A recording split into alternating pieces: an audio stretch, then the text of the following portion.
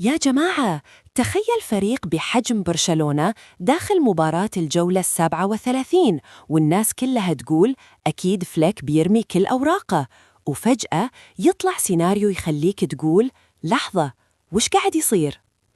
الموضوع كله عن تشكيلة برشلونة في مباراة اليوم ضد فياريال ضمن الجولة رقم 37 من الدوري الإسباني موسم 2024-2025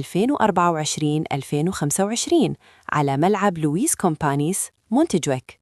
والغريب، التشكيلة فيها تغييرات بسيطة فقط عن المباراة اللي قبلها ضد إسبانيول اللي انتهت 2-0 لبرشلونة. التشكيلة على الورق نار. في الحراسة مارك أندري تير، الدفاع إنيكو مارتينيز، باو كوبارسي، إريك غارسيا، جيرارد مارتن. الوسط بيدري، فيرمين لوبيز، جافي.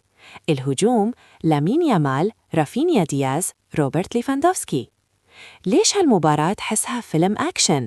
لأنها جولة 37، يعني آخر المنعطفات، يوم كل نقطة تسوى ذهب، وبرشلونة داخل بتشكيلة تحسها تقول لك ما نبي بس نفوس، نبي نكسر رتم المباراة من أول دقيقة. تير شتيغن وراه دفاع في خليط خبرة وشباب، وقدام ثلاثي لو اشتغلوا مزاجهم فياريال بيحس كنا داخل دوامة. تخيل لامين يمين، رافينيا يسار، وليفا بالنص. بس السؤال اللي وسوس، هل بيكون هجوم برشلونة اليوم حفلة أهداف ولا بيصير ضغط وتوتر لأن مباراة آخر موسم دايماً تلعب بالعقول قبل الأرجل؟ الحين التشكيلة جاهزة والملعب جاهز، بس اللقطة اللي ممكن تقلب كل شيء ما هي بالتشكيلة أصلاً، هي أول 10 دقايق. إذا برشلونة سجل بدري المباراة بتولع، وإذا تأخر بتبدأ الأعصاب.